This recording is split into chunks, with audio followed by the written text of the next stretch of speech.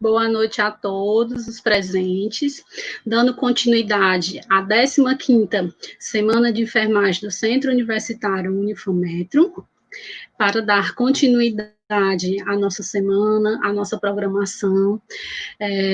Estamos aqui nesse momento para darmos seguimentos com a nossa webinar, que temos como palestrantes a doutora Alice Gabriela de Souza Costa, doutor Marcos Renato de Oliveira e a doutora Camila Nayane de Carvalho Lima, certo? Que irão explanar para vocês um pouquinho dos enfermeiros pelo mundo, né? Que é um tema bem interessante, que são os cenários internacionais de atuação do enfermeiro. Nós vamos iniciar esse webinar primeiramente com o doutor Marcos Renato de Oliveira. Ele é enfermeiro, certo? Ele atualmente está no Texas, nos Estados Unidos, na Clinical Research Nursing, né? Ele tem mestrado em enfermagem pela Universidade Federal e doutorado em cuidados clínicos pela Universidade Estadual do Ceará. Então, professor Marcos, irei passar a palavra para você, e algum questionamento que for surgindo aqui dos nossos alunos, dos nossos participantes, colocarei para que você possa explanar acerca deles, tá ok? Você terá 20 minutos, aproximadamente, para fazer a sua explanação. Boa noite. Eu fico muito feliz com o convite, agradeço a FAMetro. Eu que estive presente na primeira semana de enfermagem da FAMetro e agora voltando tantos anos depois como profissional, me deixa de realmente o coração bastante feliz. Sou Marcos Renato, sou cearense, nascido em Jaguaruana, filho da dona Lucimar e seu João. Sou enfermeiro e vim parar aqui nos Estados Unidos. Estou aqui para compartilhar com vocês como que isso tudo ocorreu, um pouco desse processo. E se vocês tiverem algumas perguntas, podem ir compartilhando aí, por favor, que eu vou tentar responder à medida que elas forem aparecendo. Bom, para esclarecer um pouquinho da minha caminhada. Então, eu cursei enfermagem na Unifametro, sou atualmente da segunda turma do curso. E logo em seguida fiz especialização na Universidade Estadual do Ceará, trabalhei na Escola de Saúde Pública, trabalhei em algumas universidades daí de Fortaleza, fiz meu mestrado na Universidade Federal e, em seguida, eu fui professor da Universidade Federal do Piauí, onde era também coordenador do curso nos últimos anos. Tinham mais de 500 alunos, mais de 30 professores, e foi uma experiência muito boa. Até que terminei meu doutorado na Universidade Estadual, fiz parte do meu doutorado aqui nos Estados Unidos e, por vários motivos, decidi então migrar para cá.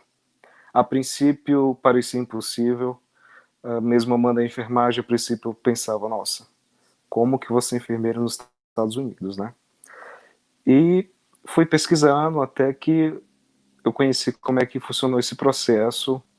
E eu tive um apoio muito grande da Unifametro, um apoio muito grande dos professores e principalmente da coordenadora, a professora Edna.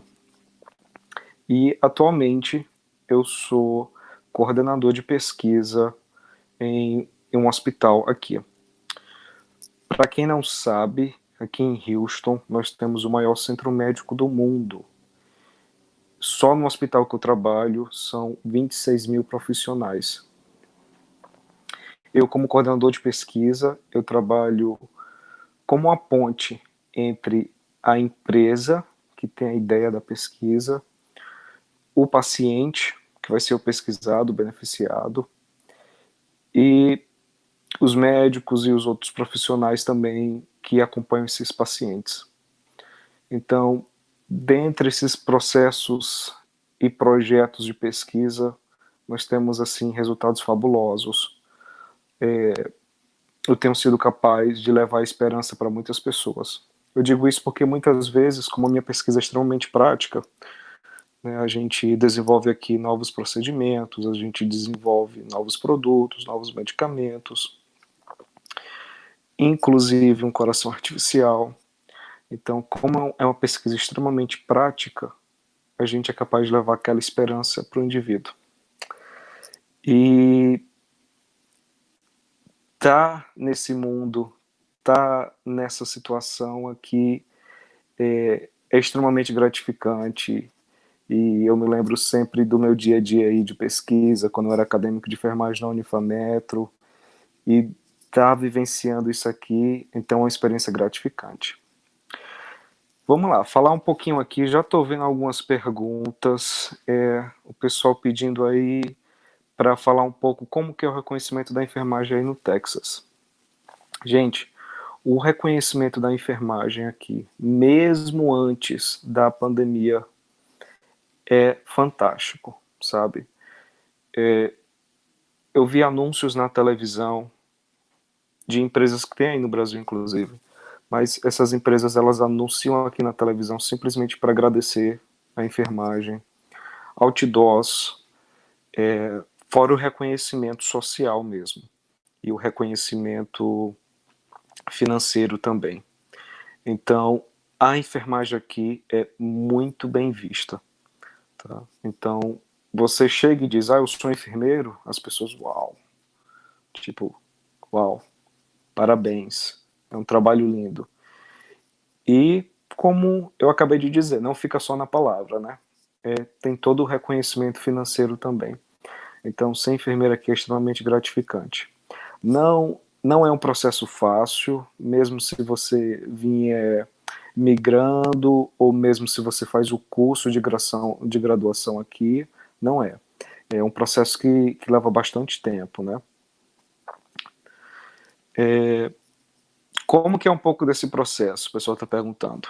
Gente, ser uma pessoa que faz a faculdade tudo aqui,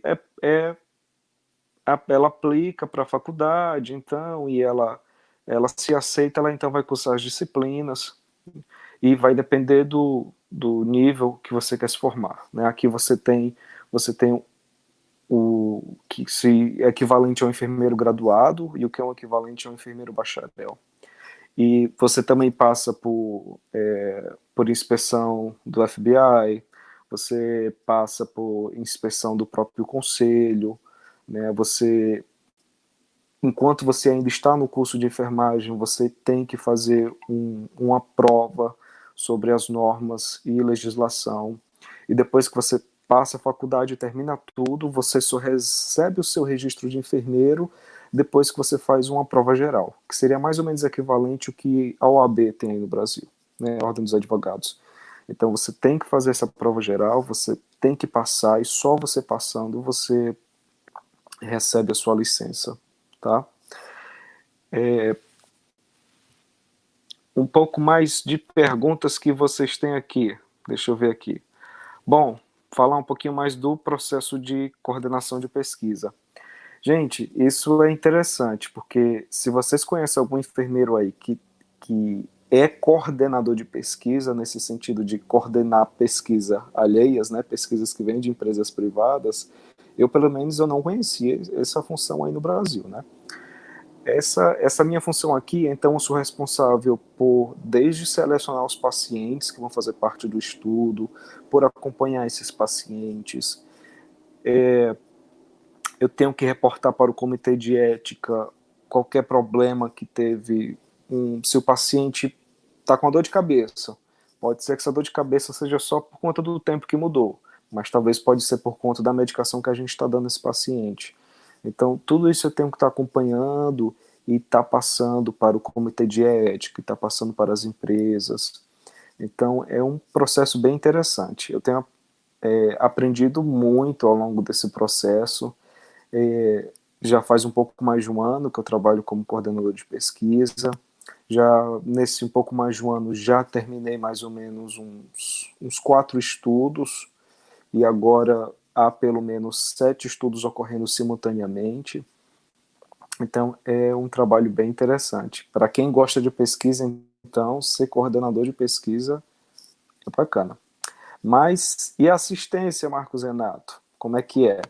Bom, eu fui enfermeiro assistencial aqui também. E eu pude experienciar que a gente, enquanto enfermeiro, nós fazemos praticamente tudo. Nós que damos a medicação, aqui não é o auxiliar de enfermagem que dá a medicação.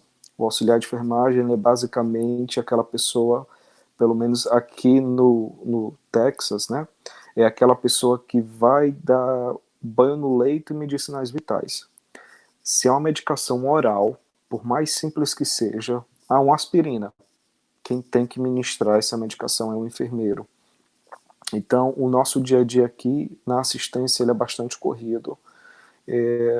Eu passei alguns meses na assistência e eu pude ver isso. É bastante intenso, mas como a gente está ali com o paciente 24 horas mesmo, então talvez isso seja um dos motivos que facilite para como a enfermagem é bem vista aqui, tá? A questão de regulamentação também de pacientes depende muito do seu setor, mas se você trabalha como enfermeiro numa clínica aqui, uma clínica de um hospital padrão, por exemplo, você não assume um plantão com mais do que 6 pacientes para você. Se você vai trabalhar como enfermeiro na UTI, provavelmente um ou no máximo 2 pacientes para você como enfermeiro da UTI. Claro, existem as variações de acordo com o seu empregador, existem as variações também de acordo com a sua cidade, com o seu estado, que aqui a cidade e o estado ela tem autonomia para ter normas extras, tá? Mas o padrão é esse. O padrão é de distribuição da assistência, é um padrão que preza realmente para a segurança do indivíduo. E se o enfermeiro está fazendo isso e ele não se sente seguro, ele pode, na mesma hora, pedir que o empregador assine um documento e o empregador coassina que, olha, eu estou relatando para você que eu não me sinto seguro com isso. E aí, a partir desse momento, o empregador ele se torna corresponsável. Pouco mais de pergunta que eu estou vendo aqui. Estou vendo uma pergunta da minha colega Cileia. Oi, Cileia, tudo bem? Cileia foi minha colega de sala de aula como estudante na Unifametro, hoje em dia é professora. Que bacana. Olha só, a Cileia está perguntando se o doutorado ele foi um diferencial. Eu teria conseguido como mestre. Cileia, foi diferencial sim, tá? Porque as empresas, quando buscam um hospital, que elas querem fazer a pesquisa, elas veem não só o hospital, mas elas veem as pessoas também que estão envolvidas, mas tenho colegas que não têm mestrado e também são coordenadores de pesquisa, tá? Até porque é extremamente clínica essa pesquisa e a gente lida extremamente com normas. E a gente já recebe um protocolo, a gente já recebe um projeto pronto da empresa, tá? Então, nesse ponto, tem sim como você trabalhar como coordenador de pesquisa, sem ter um doutorado, mas, claro, vai fazer diferença no seu currículo e vai fazer diferença também financeira você tendo um doutorado, tá? Pacientes em média por plantão, fica sob a responsabilidade do enfermeiro. Isso mesmo, Cileia, como eu falei. Olha só, é esse padrão mesmo. Depende do local, mas eu já vi situações em que enfermeiro ter 12 pacientes, mas é assim, é bem fora do padrão. Um hospital que tem 12 pacientes, os enfermeiros não querem nem trabalhar. E trabalho aqui, felizmente, tem muito, tá? Tem bastante opção, é bem alta. Onde você vai, você encontra trabalho. E a parte burocrática faz também? A Ana Abreu está perguntando. Burocracia a gente também faz, Ana, mas é tudo no computador, tá? Mesmo você trabalhando estritamente na assistência, é tudo computadorizado, é tudo pelo... você tem um scan, quando você vai administrar uma medicação, você tira um scan da barra da medicação e tira um scan da pulseira que o paciente tem, tá? Se você vai registrar alguma coisa muito específica, você ali está digitando, mas o registro, ele você basicamente vai marcando, é como se fosse um checklist no computador.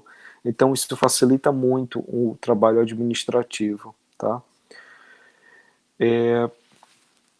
Que mais que vocês têm de pergunta que a gente tem um pouquinho mais de 5 minutinhos. O Júnior Araújo, ele está me perguntando sobre a validação de diploma, quanto tempo durou o processo. Júnior, olha, essa validação, a minha não demorou muito, porque eu tive um apoio muito grande da Unifametro, né? A coordenadora Edna foi fantástica. O processo inicial, ele começa com uma empresa que valida para saber se o que você estudou no Brasil é equivalente ao que você estudaria aqui nos Estados Unidos. Então, essa empresa, ela tem que ver todo o seu currículo que você estudou na faculdade, e depois essa empresa, ela passa para a própria universidade para saber se o que você submeteu é verdadeiro, né? Então, por isso que eu digo que a professora Edna me ajudou muito, porque a professora Edna sempre foi muito hábil, sempre que essa empresa voltava para a professora Edna para ela poder validar, mais ou menos assim, o que o Marcos Renato está dizendo é verdade, então ele ia lá e confirmava e dava a assinatura dela. Então, a parte inicial é essa, depois você passa uma verificação com a polícia, depois você passa por uma verificação com o conselho de enfermagem, e estando tudo aprovado documentalmente, você tem que comprovar uma pontuação mínima no inglês, tá? Essa pontuação depende do estado que você foi trabalhar. Então, você comprovado tudo isso, que o que você submeteu é verdadeiro, que equivale, e equivale, tá, gente? Porque o que a gente estuda aí no Brasil, pelo menos eu não tive deficiência nenhuma quando cheguei aqui para cá. É só questão da língua que é diferente. Então, comprovado tudo isso, que você está ok, aí você faz a prova. Você passando nessa prova, você pode trabalhar. No meu caso, o processo inteiro, desde submissão dos papéis até passar na última prova, foi um pouquinho mais de um ano. Mas tem gente que consegue até 9 meses, então depende de cada indivíduo, e tem gente às vezes que leva mais tempo, né? Porque às vezes tem um vai e vem de processo, de documentos muito grande, tá? O que mais? A Ana tá dizendo, então não consome muito tempo de enfermeiro, pois no Brasil isso foi muita enfermeza. Ana, é verdade, olha, como aqui a gente faz tudo no sentido mesmo de inclusive da medicação oral, então você fica ali com o seu paciente o tempo todo, tá? Cada enfermeiro tem a sua estação, cada enfermeiro tem como se fosse uma mesinha móvel com um computador, aí tem o computador em cima, tem medicações embaixo, e aí você, para onde você vai no hospital, você leva essa mesinha com você, e aí você, quando precisa nos intervalos, é que você senta ali e vai digitar alguma coisa, tá? Mas o plantão aqui, ele é mesmo enfermeiro, né? Não é enfermeiro não.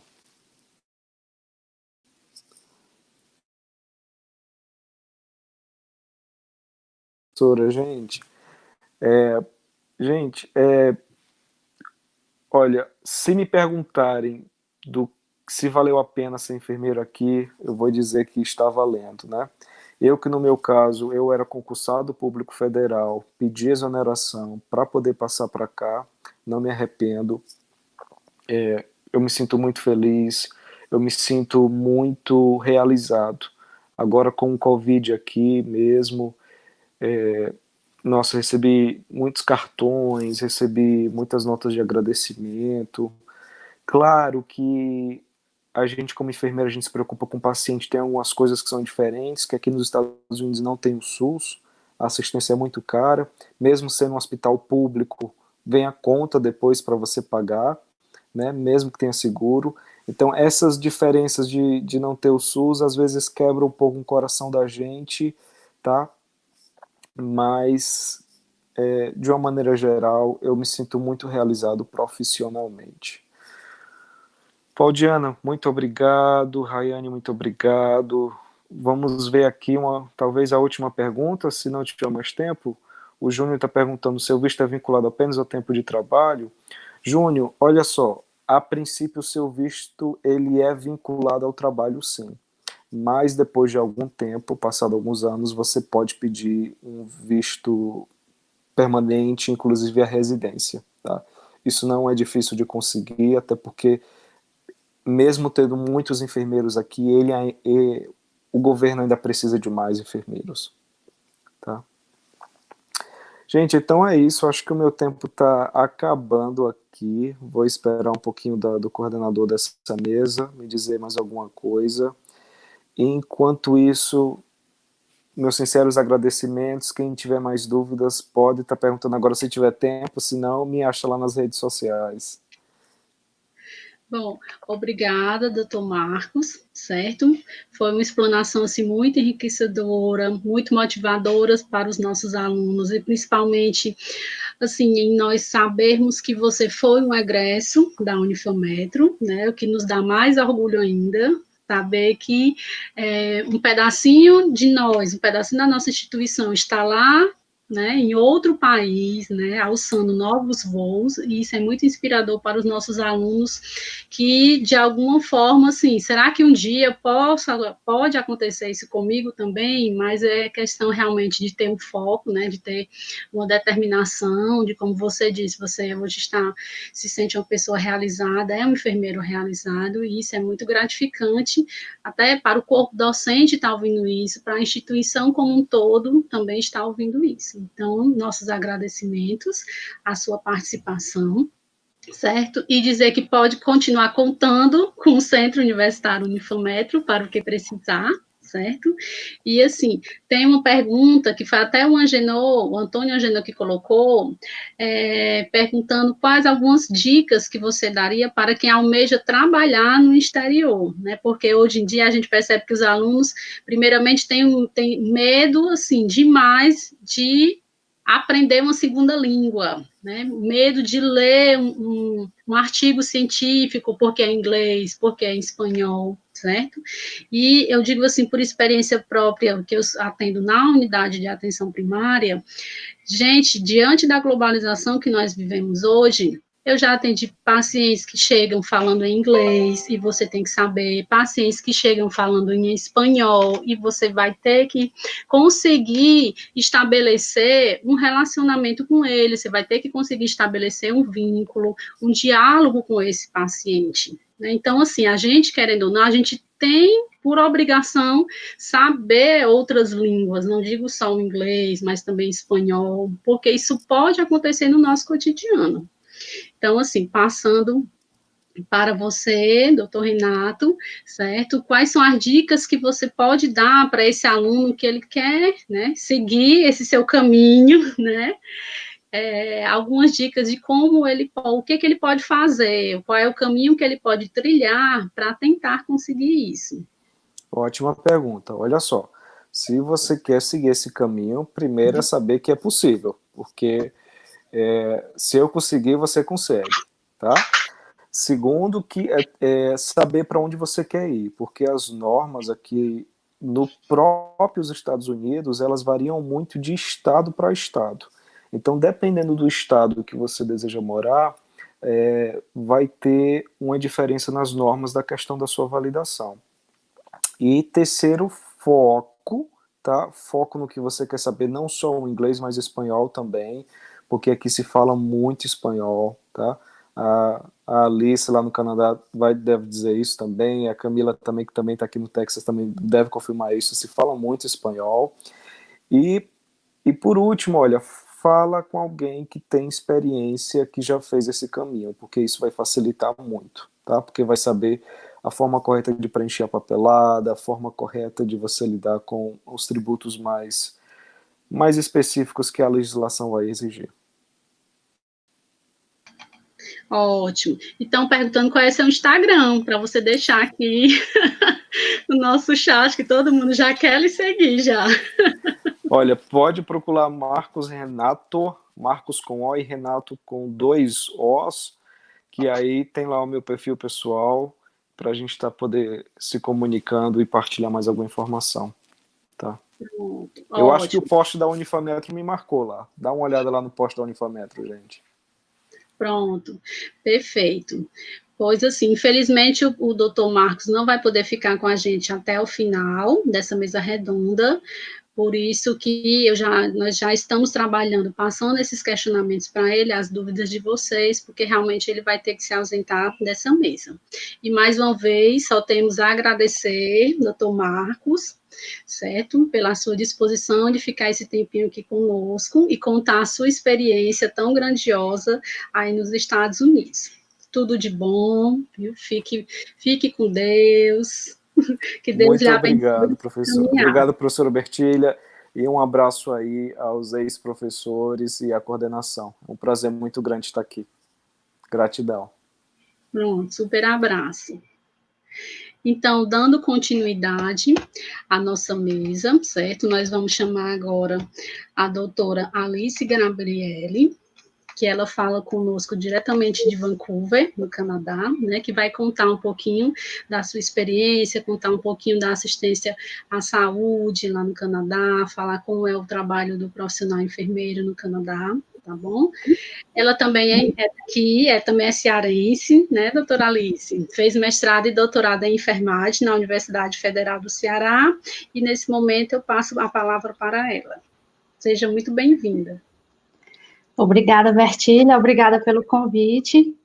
É um prazer estar aqui com vocês hoje, é um tema que eu sempre gosto de estar falando, e como a Bertília falou, meu nome é Alice, eu me formei em enfermagem na UFC em 2008, e fiz mestrado e doutorado na UFC, e doutorado sanduíche na Universidade de Iowa, nos Estados Unidos. Então, passei 10 meses tendo essa experiência nos Estados Unidos também.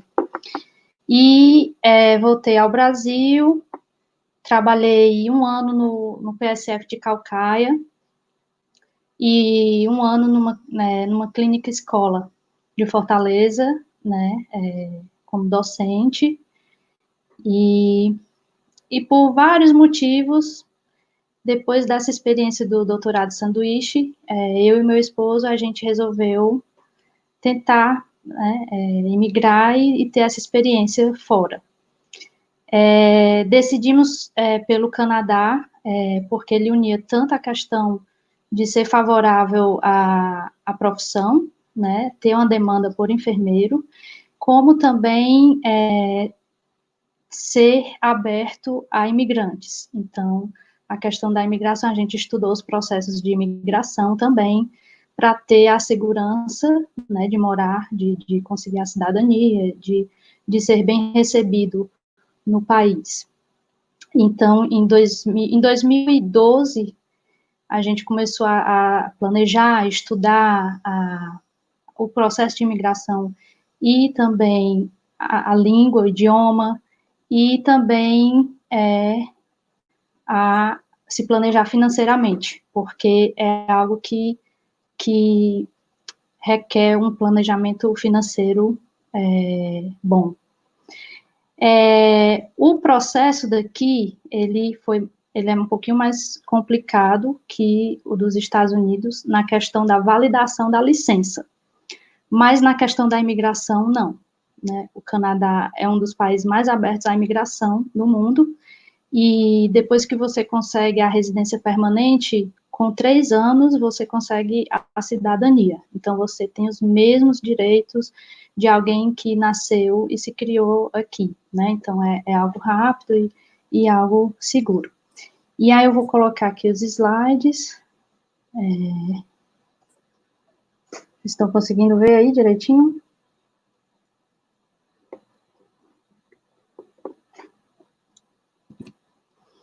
Vou começar abordando assuntos que as pessoas mais me perguntam. Um pouquinho sobre o sistema canadense. Eu vou falar algumas características do sistema canadense, e vocês me digam com qual sistema ele se parece.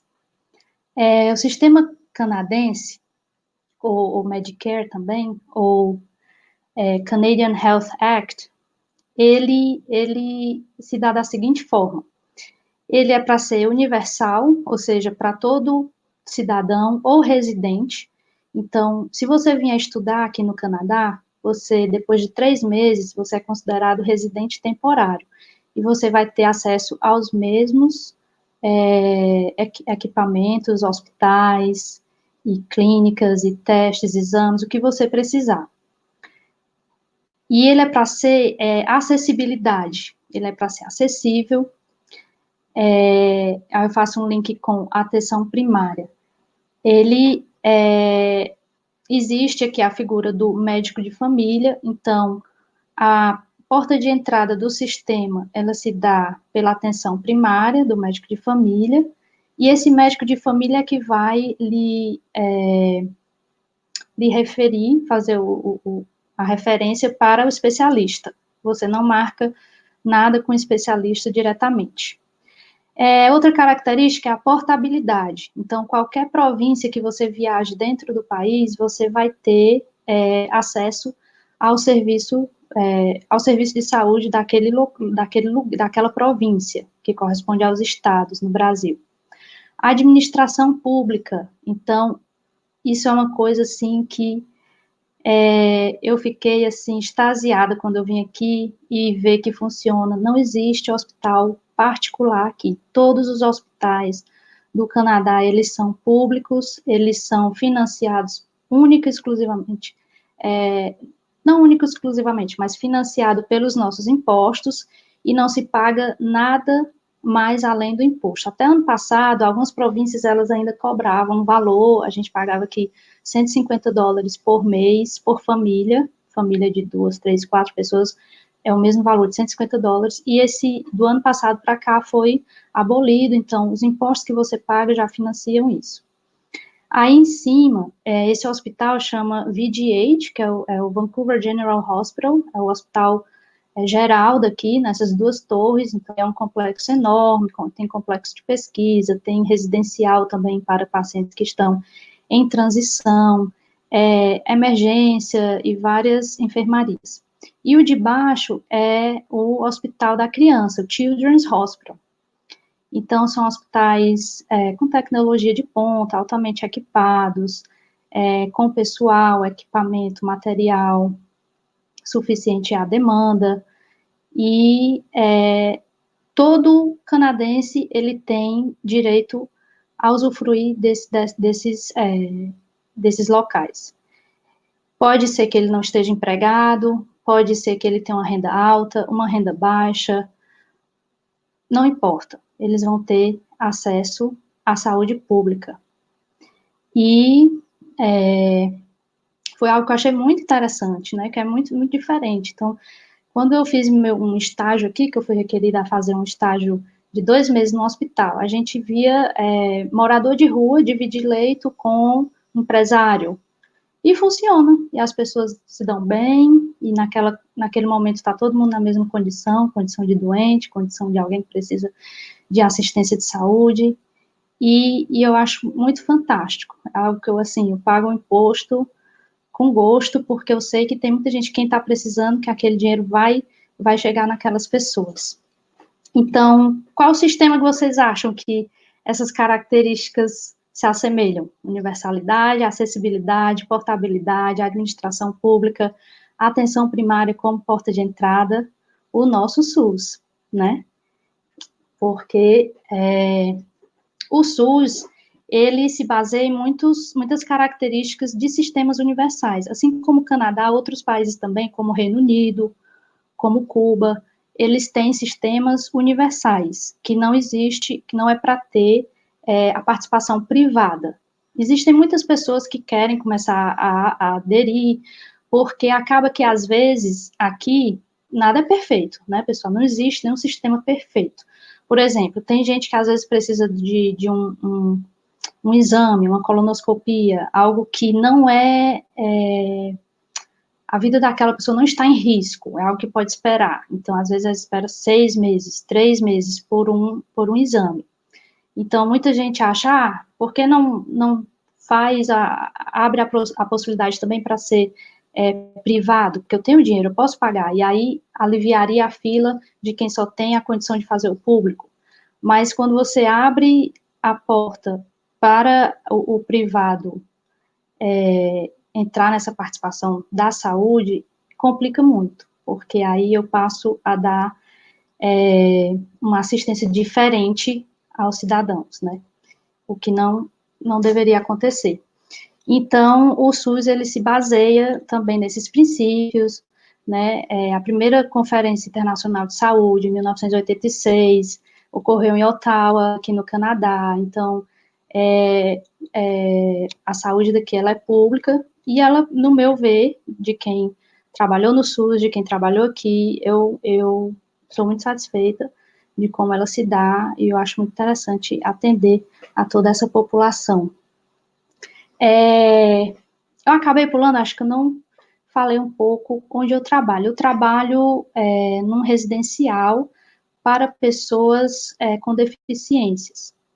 Não é um residencial só para idosos, mas eles moram lá. E tem muito paciente semiagudo. Então, temos pacientes em ventilador mecânico, traqueostomizados, e que requerem uma atenção de enfermeira 24 horas. Nesse residencial, como eu falei, são pessoas portadoras de alguma deficiência, sejam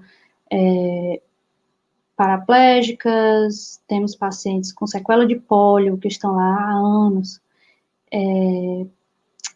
acidentes de carro, de esqui, de motocicleta, distrofias musculares, esclerose múltipla, todas essas condições que requerem que levam a uma dependência física considerável.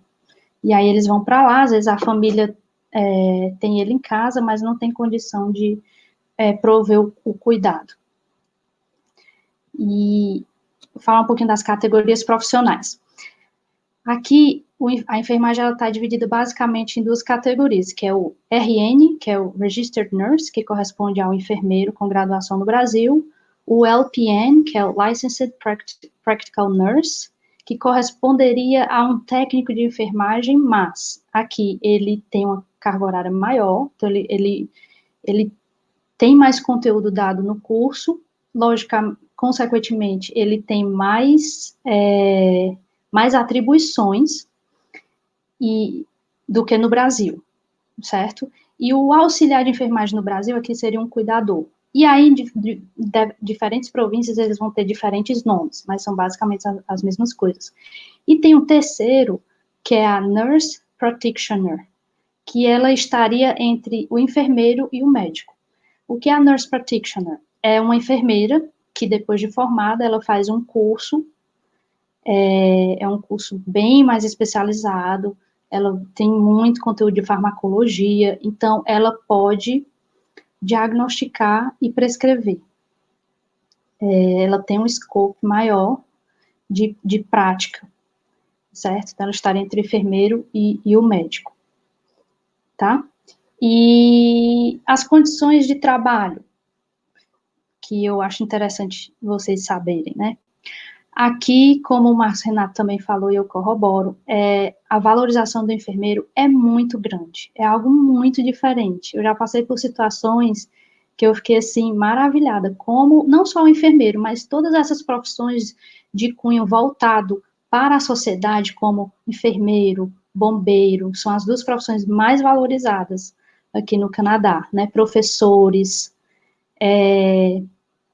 todas as profissões que têm um cunho voltado para a sociedade, para servir o social, de se doar, são profissões muito valorizadas.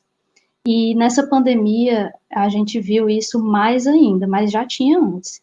E uma das formas de valorizar, além desse reconhecimento social, é também o reconhecimento profissional pelo empregador. Então, o salário é um salário bom, muito bom. As condições de trabalho são muito boas, existe material, existe pessoal suficiente, sabe, o que você precisar, educação continuada, se tiver algo novo na sua prática, e você, eu quero fazer muita possibilidade de cursos. As especializações aqui, por exemplo, se você quer se especializar, primeiro você entra no hospital, você vai trabalhar um pouco como enfermeiro de enfermaria clínica médica. Eu quero me especializar, quero trabalhar em centro cirúrgico. Aí o hospital, você identifica se há demanda naquele mesmo hospital para trabalhar no centro cirúrgico, e aí o hospital, ele que vai lhe fornecer o treinamento. É pago, você não paga pela especialização, o hospital paga para você fazer aquele treinamento. É muito focado na prática, não tem tanta aula, é basicamente a prática. Tem cursos que você tem que fazer, muito curso online, e focado mesmo na prática. E muito tempo também de treinamento, acho que para centro cirúrgico aqui são mais de 6 meses você trabalhando, sendo supervisionado por outro enfermeiro. Então, isso para mim também é uma condição boa. Salário, muita gente me pergunta, busquei aqui os valores mais atualizados, vocês têm uma ideia, aqui fala muito salário por hora, mas no Brasil, fica ruim de entender que fala por hora. O enfermeiro aqui, ele ganha em média, quando ele começa, ele ganha em média uns 6 mil dólares canadenses, que é diferente do americano, viu, pessoal? São moedas diferentes. E pode chegar até 8.500. Como? Existe a senioridade. Cada ano que você passa, o seu salário ele aumenta um pouquinho. E é uniforme. Dia 1º de abril, tá lá, já seu aumento, tudo organizado, e aí você já sabe quanto que você vai ganhar pela senioridade. Ano que vem, a partir 1 ano, 2 anos de experiência, 3 anos, 4 anos, até 9. Do 9 anos para frente, fica aquele mesmo salário. E pode variar bastante, isso é só uma base, porque tudo vai ter um acréscimo. Se você trabalhar à noite, tem um acréscimo de 3,50 por hora, final de semana, 2,70 por hora, à noite e final de semana, aí já vão 6,20, por aí, uma ideia. Feriado é o dobro da hora. Então, esse valor, se você quiser fazer hora extra, ele pode chegar até bem mais do que 8.500. Mas tem um limite também, você não pode... Aqui, por exemplo, nunca vi ninguém dar mais que 24 horas de plantão. Os plantões são de 12 horas no hospital, onde eu trabalho são de 8 horas, porque é um residencial, mas no hospital são 12 horas. 2 dias, 2 noites, folga 4 dias. Certo? É mais ou menos essa a rotina. E você recebe a sua escala do ano inteiro. A não ser que você seja feirista ou casual, você não tem escala fixa, você recebe a escala do ano inteiro. Do técnico de enfermagem, o valor ele vai de 4.800 a 5.500, certo? Então, é um valor que dá para viver tranquilamente. Em cima disso, tem os descontos, né? Imposto de renda, seguro-desemprego e o valor do sindicato. Aqui se paga bem mais ao sindicato. 2% do seu salário vai para o sindicato e é obrigatório. Alguns locais, eles não não são sindicalizados, mas que o sindicato ele é muito forte. Todas essas conquistas que eu estou falando para vocês, é o sindicato que consegue. É ele que negocia o aumento com o governo, né? Aqui, como é público, então nós somos servidores públicos. Então, o sindicato, ele resolve tudo isso. Qualquer problema que você tiver, você pode acionar. Eles são muito atuantes. Certo? Então, um pouquinho. A validação da licença. A validação, como eu falei, ela demora, e ultimamente anda demorando mais ainda, que é algo que a gente sempre está reclamando com o próprio sindicato, com o Corém daqui, mas é muito demorado, num local que precisa-se de enfermeiro, né? Então, o início você manda todos os documentos da universidade, emendas, históricos, traduzidos, esses documentos são avaliados, carga horária e tudo, e aí você recebe o aval para aplicar para a província. Cada província, ela vai ter um sistema diferente, etapas e provas diferentes, mas normalmente começa-se pela teste de língua, certo? O Canadá é um país bilíngue, então tem a província de Quebec, que você vai ter que falar francês, e nas demais inglês. Precisa dos dois? Não, não precisa, tá? Eu não sei nada de francês. Então, aqui se usa o inglês. Você faz um teste, tem alguns tipos de testes, e muita gente me pergunta assim, Alice, tem que saber falar inglês? Tem que saber falar inglês. Imagine que você vou dar 2 situações, você vai admitir um paciente, você tem que fazer o histórico de enfermagem, você tem que ter aquela comunicação básica. Precisa ser perfeito? De forma alguma. Aqui, principalmente em Vancouver, principalmente na enfermagem, coisa mais rara é você ver enfermeiro canadense. Mas dizer que é quase meio a meio. Muitos filipinos, muitos indianos, gente do mundo inteiro. Então, seu inglês não ser perfeito é a coisa mais natural do mundo. Tem que ser compreensível. Depois disso, você faz uma prova prática, que é uma prova simulada, é a única prova que você não pode repetir, você só tem uma chance para fazer essa. Depois dessa prova, eles lhe avaliam e dizem a necessidade. Você pode ter sido muito bem, de forma que vai precisar só alguns cursos online, ou tão ruim que eles vão lhe referenciar para fazer a faculdade inteira novamente. Depois que você faz essas provas, e você tem que pagar tudo do seu bolso, e estágios, né, às vezes eles podem pedir estágio, ao final de tudo, você faz a prova da ordem, que é o NCLEX. Também nos Estados Unidos, eles têm o NCLEX americano e existe o NCLEX canadense. Tá? Então, aqui, concluindo os 20 minutos, eu tenho algumas sugestões para vocês. Existe uma página no Facebook chamada Enfermeiras Brasileiras em Vancouver.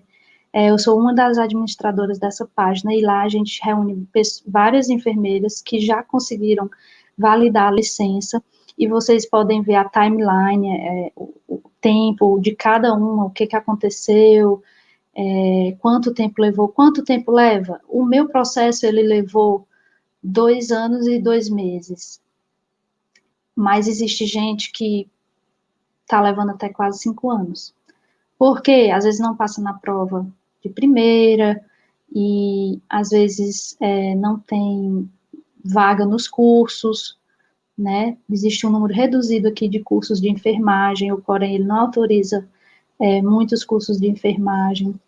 Então, tudo isso ele pode afetar no seu processo.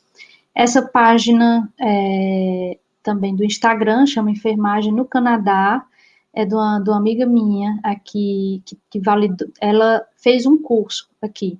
Ela fez o curso de LPN, e ela está trabalhando como enfermeira, então ela traz muito material interessante, muito conteúdo interessante, mostrando como é a realidade aqui, os materiais de curativos usados, como é que se dá alguns procedimentos. É bem diferente do Brasil, muito nessa questão de material.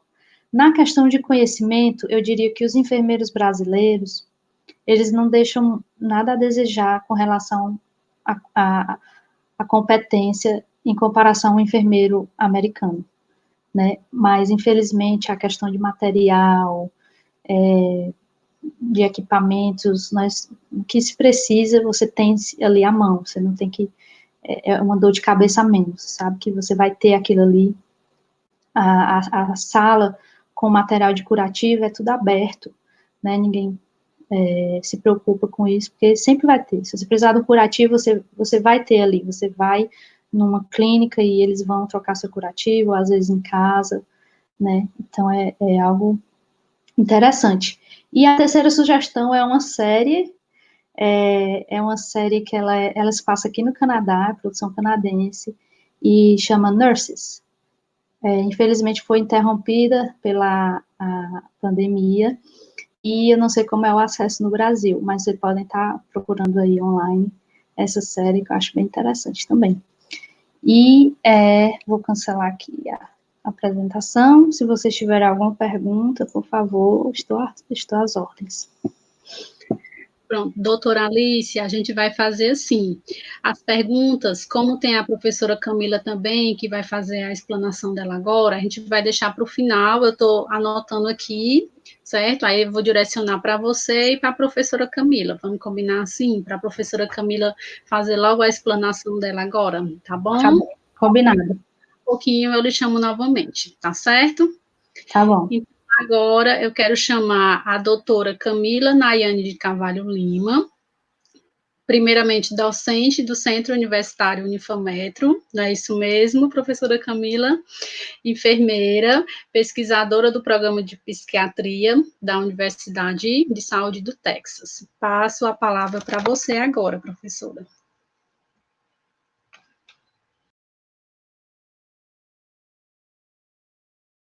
Professora Camila, o seu áudio está desligado. Esqueci. Pronto.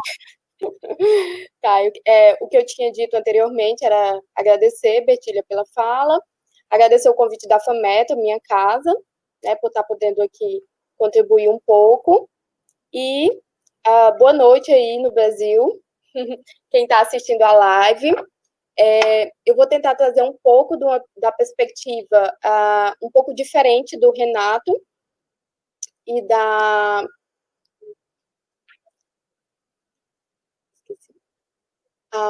outra enfermeira, que eu acabei de esquecer o nome, desculpa. Nesse caso, a minha formação, né, o que me trouxe aqui por uma carreira de pesquisadora, né? Então, a gente sabe que tem enfermeiros que vão para assistência, enfermeiros que vão para pesquisa e enfermeiros que vão para docência. No caso, aqui nos Estados Unidos, a gente tem essa possibilidade de seguir a carreira somente de pesquisador, o que é um pouco diferente do Brasil, que normalmente você faz um concurso, você assume como professor e você exerce também a função de pesquisador. Aqui não, você tem a possibilidade de seguir uma carreira somente de pesquisador, se você desejar, e uma carreira somente de professor, ou também você pode exercer as duas funções, caso você deseje. Eu vou compartilhar só um pouquinho aqui da minha tela, para mostrar algumas coisas para vocês.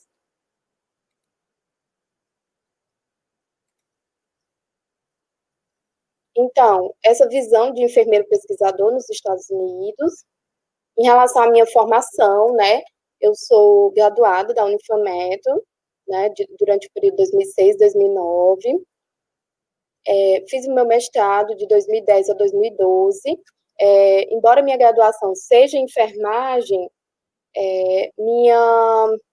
meu mestrado, né, é em farmacologia. Eu acabei adentrando aí em uma área que tem uma abundância maior de profissionais, principalmente da farmácia, da biomedicina, da medicina, e aí eu sou uma pesquisadora enfermeira da área biomédica. Então, eu fiz o mestrado em farmacologia, também fiz o doutorado em farmacologia na UFC, o mestrado e o doutorado. Aqui são só algumas fotinhas que me lembraram essa trajetória, né, que me trouxe até aqui. E aí, uma coisa que eu tenho para falar para vocês, que ao ver essas fotos eu fui lembrando, é que, em relação, por exemplo, à estrutura dos laboratórios, né, eu tive essa formação no mestrado e doutorado bem de bancada, bem laboratorial. E, assim, eu não vi tanta diferença, por exemplo, nos laboratórios do Brasil comparados com daqui. Apesar de você ter mais tecnologia, algumas coisas um pouco mais tecnológicas, mas a gente tem uma estrutura muito boa também. E aí, eu sou docente da FAMetro, da Unifametro. Eu entrei em 2014, permaneci até 2018. Estou de licença, né, enquanto eu estou fazendo esse pós-doutorado aqui no exterior. E logo que eu volto para minha casa, né, para a FAMetro. E aqui, o grupo de professores da FAMetro, aqui também aprendi muito na FAMetro, tanto como graduada, mas também toda a minha formação em docência, né, eu aprendi na FAMetro. E aí, eu fiz o mestrado, o doutorado, e fiz um pós-doutorado nacional com a bolsa do CNPq, né? Então, logo que eu terminei o doutorado na UFC, surgiu a oportunidade de fazer um pós-doutorado nacional, né? O que diferencia, né? O pós-doutorado nacional, a gente tem essa terminologia porque você precisa fazer uma seleção nacional. Quando eu fiz a inscrição para o mestrado e doutorado, eu estava concorrendo com somente algum grupo de pessoas que se inscreviam na UFC, né? Então, era uma concorrência menor. Já quando você faz a inscrição para um pós-doutorado nacional, você tem uma concorrência do Brasil inteiro. Então, é um pouco mais difícil, mas também não impossível. E aí, o que mudou quando eu entrei no pós-doutorado, diferente do doutorado e diferente do mestrado? Você começa a se enxergar como pesquisador.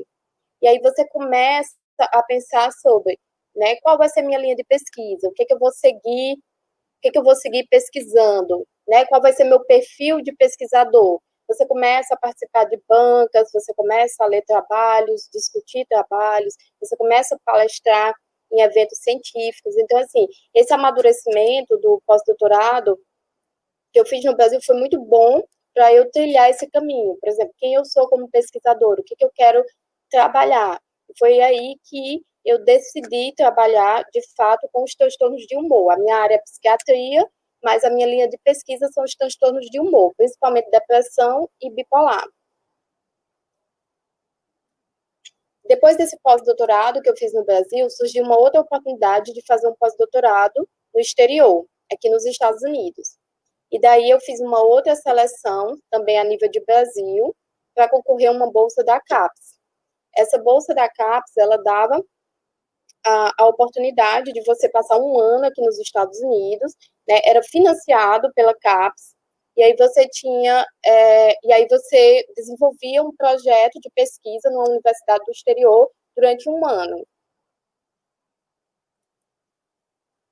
E aí, qual foi a universidade que eu vim, né? Eu acabei trazendo algumas informações porque achei interessante, foram algumas perguntas que os alunos também me fizeram sobre, né, como é que é a universidade aqui, como é que é ser pesquisador aqui. Então, aqui em Houston, eu estou nos Estados Unidos, na cidade de Houston, a gente tem um grande complexo chamado de Medical Center, que você tem uma alta densidade de hospitais, universidades, centros de pesquisa, tá? Então, aqui dentro desse Medical Center, a gente tem 60 médico-instituições. Basicamente, ele é considerado o maior complexo médico do mundo, por ter a maior densidade de instalações clínicas para atendimento a pacientes, ciência básica e pesquisa translacional, tudo em um único lugar. Ele emprega mais ou menos 106 mil pessoas, hospeda 10 milhões de pacientes anualmente e movimenta um produto interno de 25 bilhões de dólares. Então, dentro desse Texas Medical Center, a gente ainda tem 8 instituições especializadas, uma escola de odontologia, 2 escolas de farmácia, 8 instituições acadêmicas e de pesquisa, 7 escolas de enfermagem, 4 escolas médicas e 54 instituições relacionadas à medicina. Então, tudo isso engloba o que a gente chama de Texas Medical Center. Além disso, no Texas Medical Center, ano passado, né, eles colocaram esses dados que eu achei bastante interessante. Eles fizeram 13.600 cirurgias cardíacas, 180 mil cirurgias gerais, o que corresponde a uma cirurgia a cada 3 minutos. 25 mil bebês por ano, o que corresponde a um bebê a cada 20 minutos. 3.300 pacientes por dia, 8 milhões de pacientes por ano, 18 mil pacientes internacionais, né? E emprega... Cortou aqui na minha apresentação, não estou conseguindo ver, mas emprega um número bastante alto também de profissionais.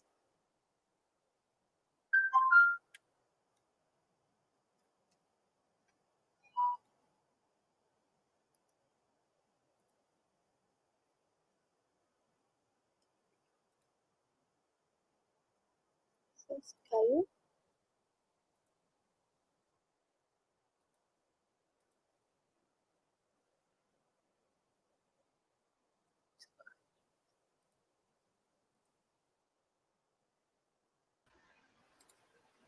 Professora Camila, você clicou no interromper a apresentação. Projete de novo, aí do lado tem assim, ocultar. Certo. Eu já voltei, já está compartilhando novamente? Não, tá não. Não tá? Eu refiz o processo. Pronto, acho que está chegando agora. Pronto, é que estava justamente a barrinha bloqueando minhas informações. Pronto, quando aparecer de novo, aperte só em ocultar que ele desaparece. Certo. Então, ok. Então, continuando. Então, o Texas Medical Center, ele engloba, né, como eu falei, várias instituições de pesquisa, saúde, hospitais, mas para chegar nisso, e inclusive duas informações que são interessantes, é que o Texas Medical Center, ele abriga o maior hospital infantil do mundo, né, que é o Texas Children's Hospital, e o maior hospital de câncer do mundo, que é o MD Anderson Cancer Center. Então, para vocês terem um pouco de noção, assim, como esse complexo, né, hospitalar, científico e educacional, ele é imponente. Então, eu estudo, né, eu faço meu pós-doutorado hoje aqui na Universidade do Texas. A Universidade do Texas é uma instituição que engloba o Texas Medical Center. E aí, uns dados que me chamou bastante atenção, que inclusive eu desconhecia alguma dessas informações que eu estou compartilhando aqui com vocês, né? Eu pesquisei aqui para mostrar e acabei descobrindo bastante coisa. Uma informação é que, entre os professores da universidade, estão ganhadores de prêmio Nobel e vários outros prêmios científicos. E no ano de 2019, 12 vencedores do prêmio Nobel, 2 vencedores do prêmio Turing e 2 medalhistas de campus foram afiliados à escola como ex-alunos, membros do corpo docente ou pesquisadores, né? Então, no ano de 2019, a gente teve na Universidade do Texas 12 vencedores do prêmio Nobel. Então, é uma realidade assim, bastante excitante para um pesquisador, porque você se imagina mais próximo, né? Mais próximo desse reconhecimento científico. E aí a Universidade do Texas, ela também é dividida em centros, por exemplo, centro de saúde, centro de engenharia, os centros, como também são divididas as universidades no Brasil. O centro que eu faço parte é o centro que a gente chama de UT Health, que é um centro de saúde. E aí esse centro de saúde, ele é composto pela Escola de Medicina, a Escola de Biomedicina, a Escola de Odontologia, a Escola de Enfermagem, né? E uma Escola de Saúde Pública e um câncer e um centro de tratamento de câncer.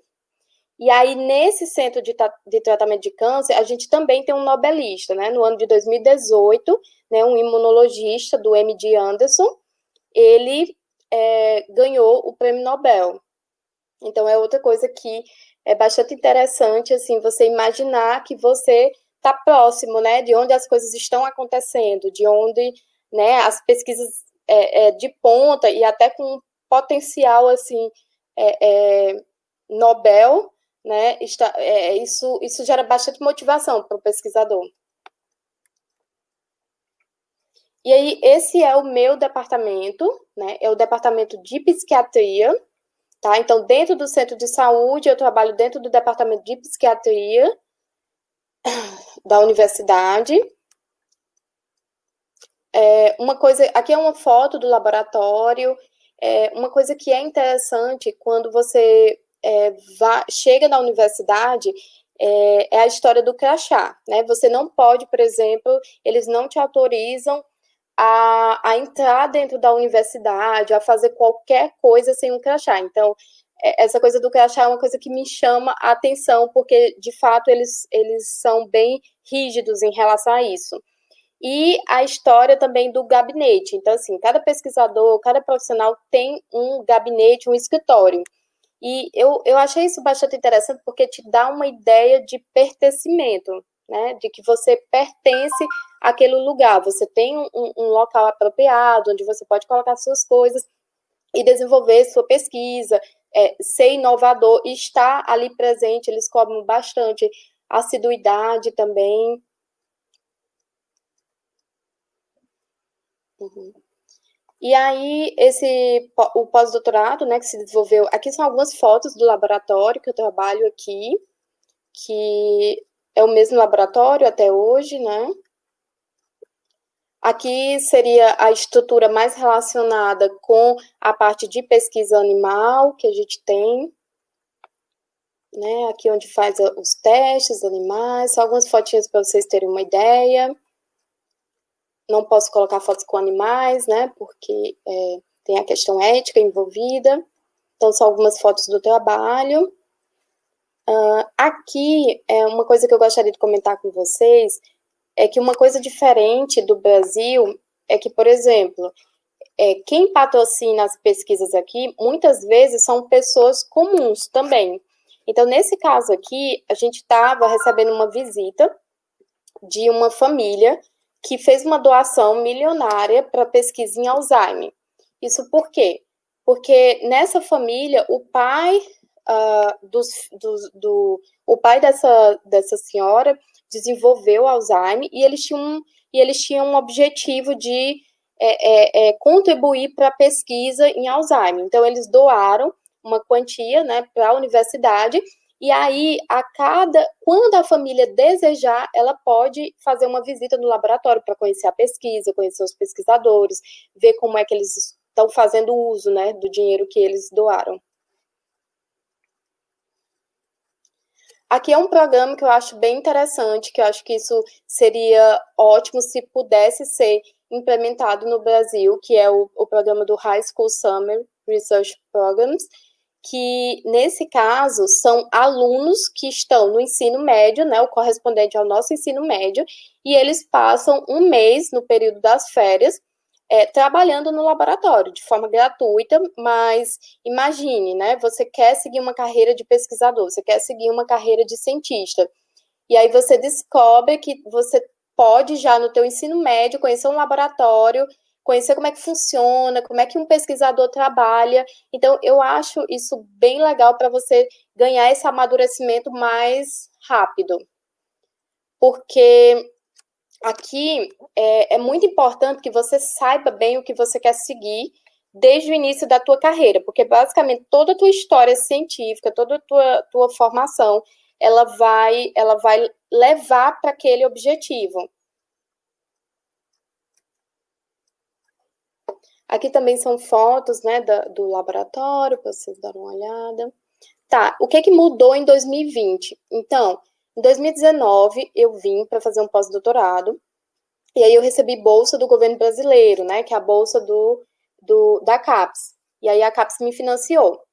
Só que, agora no ano de 2020, a universidade, né, ela achou que eu poderia contribuir um pouco mais com a pesquisa que estava em andamento e que seria interessante que eu passasse um pouco mais de tempo aqui. E aí eles decidiram, né, já que os recursos da Bolsa Brasileira acabaram, eles decidiram financiar agora a minha pesquisa, meu salário. E aí foi diferente, porque o perfil, né, a forma como eles enxergam o pós-doutorado aqui nos Estados Unidos é bastante diferente de como eles enxergam no Brasil. Então, novamente, eles me deram uma mesa diferente, me deram um novo crachá, que é uma coisa bastante importante para eles, né? Me deram um novo crachá e me deram melhores condições de trabalho, né? Tanto em termos de pagamento do teu salário mensal, como plano de saúde, contribuição de previdência. Então, o pós-doutorado nos Estados Unidos, ele é um trabalho. Ele é diferente daquela visão no Brasil, que você é um bolsista, você é um estudante.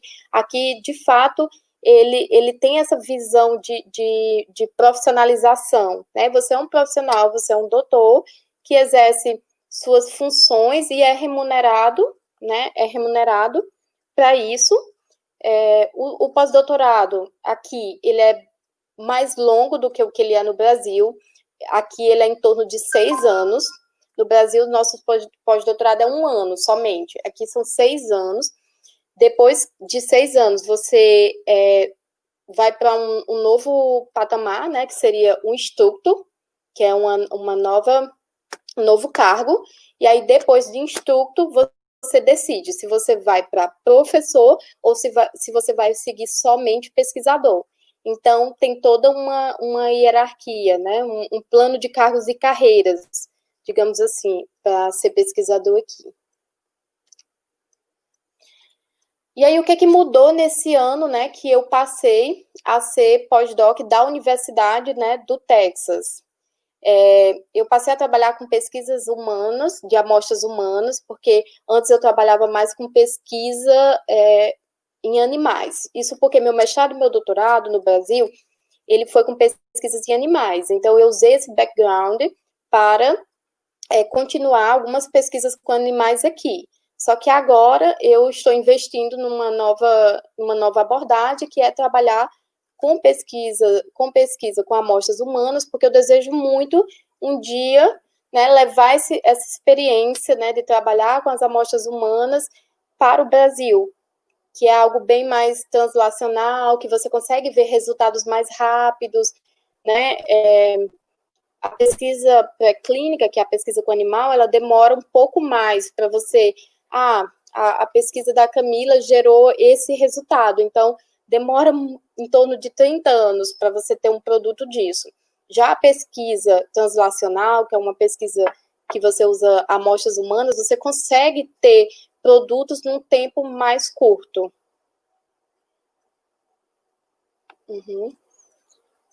Certo. Aqui falando um pouco da língua, né, da língua inglesa, como o pessoal já havia falado um pouco sobre essa pauta, eu aproveitei, né, que estava aqui, eu fiz muitas classes de inglês, né, aqui são 3 lugares diferentes que eu tive aulas de inglês, todas aulas gratuitas. Então, uma coisa interessante aqui é que você encontra muitos programas gratuitos, né, com aulas de boa qualidade e que você consegue ter um bom rendimento, assim, melhorar o teu inglês, assim. Quando eu cheguei aqui, foi exigido de mim um inglês com um nível muito alto, mais alto do que o que eu tinha anteriormente, né? Isso porque, como pós-doc, eu preciso dar palestras, eu preciso reportar resultados, eu preciso discutir. Aqui, a gente discute muitos dados, né? Às vezes você faz um experimento em um dia, no outro você já tem que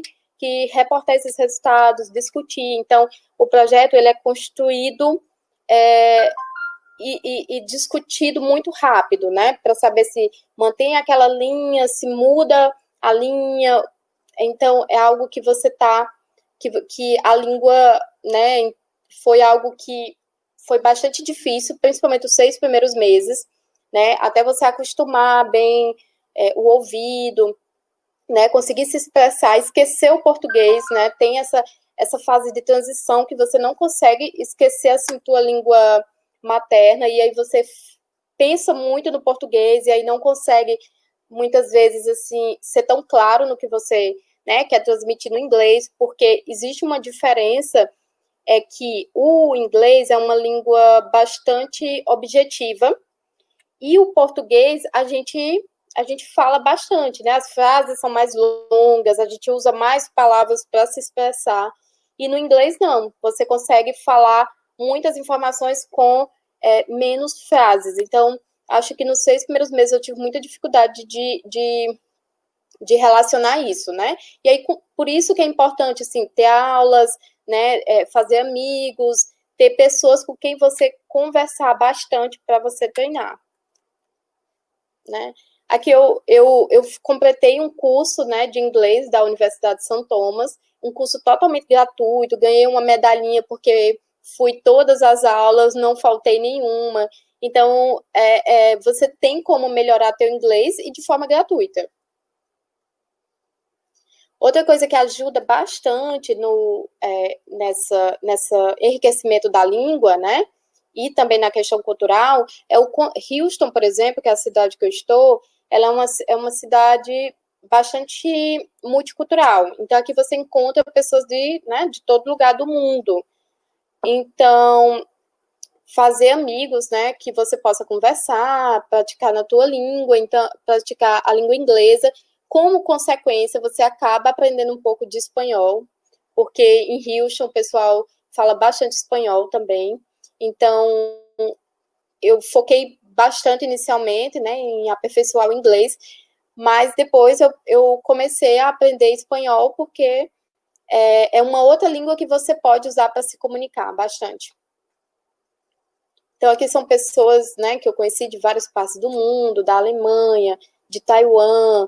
Aqui a gente tinha meus amigos da Índia, as meninas mexicanas. Então, isso é um enriquecimento, assim, cultural enorme, né? Você começa a conhecer culturas diferentes, comportamentos diferentes, pessoas diferentes, muitas experiências culturais, né? Você mergulha em outras culturas, conhece outros espaços, trocas de experiências também, né? Então, a comida, ela é sempre uma ferramenta, né, para você fazer esse tipo de troca. Por exemplo, aqui esse nosso amigo japonês fez um prato típico do Japão, e aí a gente teve que retribuir fazendo estrogonofe de frango para ele. E aqui, essa fotinha foi quando eu vim para cá, né, no finalzinho no início de 2019, foi a minha despedida da FAMetro, a professora Edna, a professora Arisa, todo mundo aqui, a Ju, o Herculano, a Miriam, a Aline, me desejando boa sorte. A Ju me deu uma plaquinha que até hoje, assim, eu estou levando como meu mantra aqui, que é a verdadeira coragem é ir atrás dos seus sonhos, mesmo quando parece ser impossível, né? Então, eu acho que a minha formação, a minha boa formação, né, que eu tive no Brasil foi que me trouxe até aqui.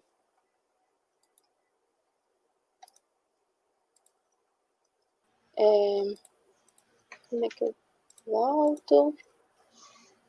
Bom, só quero realmente agradecer a professora Camila por ter passado um pouco dessa experiência para nós, né, por ter mostrado realmente como é estar vivendo em outro país, né, o quanto que você aprende, o quanto que é engrandecedor, né, esse aprendizagem, certo? Eu anotei aqui alguns questionamentos dos alunos, eu queria que a professora Alice voltasse, pronto, para a gente começar a discussão, certo, dessa mesa redonda. Primeiramente, tem um questionamento para a professora Alice, mas eu acredito também que a professora Camila também possa contribuir, que é a questão, qual foi a maior barreira que vocês se depararam, certo, tanto no Canadá quanto nos Estados Unidos, certo, diante dessa vivência que vocês estão aí, diante de todo o contexto. Realmente, como alguns comentários foram colocados aqui, realmente não é fácil estar em outro país, não é fácil chegar aí, né, mas a gente sabe que é algo realmente enriquecedor. Então, assim, como primeiro questionamento, quais foram as barreiras, quais foram as dificuldades, quais foram os obstáculos, até chegar onde vocês estão hoje? Eu posso começar? Pode começar. Para mim, acho que é um conjunto de várias coisas. O que foi uma grande barreira para mim foi essa questão da incerteza. É um processo de validação muito longo, é um investimento muito grande de tempo, de dinheiro, e às vezes você se pergunta, meu Deus, o que eu estou fazendo aqui? Né, eu podia estar no Brasil com o meu concurso, mas realmente imigrar, acho que vai até além da sua profissão. A profissão, ela é um detalhe, não deixa de ser, porque não é certeza que vai dar certo. Então, essa incerteza foi algo muito complicado. A língua você vai, né, se acostumando, mas também é uma dificuldade. A questão cultural também, muitas coisas são diferentes. Aqui no Canadá, a gente não tem muita influência do espanhol. Em Vancouver, especialmente, nós temos uma população asiática muito grande, né? O mandarim é muito falado, e há muita coisa diferente, muita coisa boa, muita coisa que a gente acaba tendo que se acostumar, o jeito que as pessoas se tratam, né? Então, isso tudo foi difícil nesse sentido da incerteza, eu diria o principal. Né, a cultura, a língua, tudo depende de como você vê, né? Então, nem digo que é ruim, eu digo, é diferente, tal aspecto, em tal cultura, ela é diferente da nossa, né? Não diria ruim, mas acho que para mim foi isso. Camila? Certo. Eu acho que Para mim, porque diferente da Alice e do Renato, né, que já veio com essa perspectiva de imigração, eu vim com a perspectiva de fazer o pós-doutorado, e aí fui ficando. Então, ainda não sei bem qual é que vai ser o meu futuro. Mas a minha barreira como pesquisador por exemplo, é que o perfil de pesquisador aqui é muito diferente do perfil de pesquisador no Brasil. Então, eu tive que me adequar a essa nova realidade. Por exemplo, no Brasil, quem financia a pesquisa, né? Então, a gente tem um financiamento do governo, o que faz com que meio que a gente tenha uma certeza de que a gente vai ter os recursos ali para fazer a nossa pesquisa. Aqui, eles têm essa coisa do financiamento, você tem um fundo onde você tem que aplicar, né, fazer os projetos, conseguir ganhar esses projetos para ter dinheiro para a tua pesquisa. Então, eu me sinto mais, tenho mais essa certeza, por exemplo, vou ter dinheiro para minha pesquisa por causa disso. Então, assim, existe uma concorrência muito alta, digamos assim, para ser pesquisador, porque você precisa ganhar esses grants, né? Você precisa escrever esses projetos, se submeter a processos que são exaustivos, mostrar esse teu trabalho, convencer de que tua pesquisa é realmente importante para eles financiarem. Então, eu acho que isso foi uma das maiores dificuldades que eu tive no início, foi mudar a minha cabeça para essa perspectiva, não, você tem que ganhar o seu dinheiro para fazer o teu projeto. E outra perspectiva que é um pouco diferente também é que o pesquisador no Brasil, ele é um pouco... Isso eu falo da minha experiência na UFC, né? Então, assim, é uma experiência mais conjunta também. A gente trabalha bastante em conjunto, vários pesquisadores juntos, fazendo ali, se ajudando, fazendo vários projetos. Um ajuda no projeto do outro. Aqui, não. A gente tem um perfil de pesquisa totalmente solitário, né? Você é quem faz todos os aspectos da tua pesquisa, do início ao fim, sozinha.